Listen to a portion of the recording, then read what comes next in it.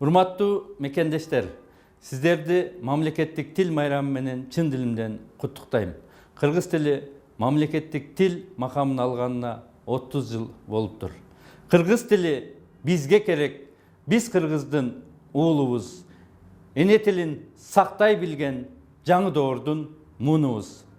Тил бул улуттун күбөлүгү, жүзү.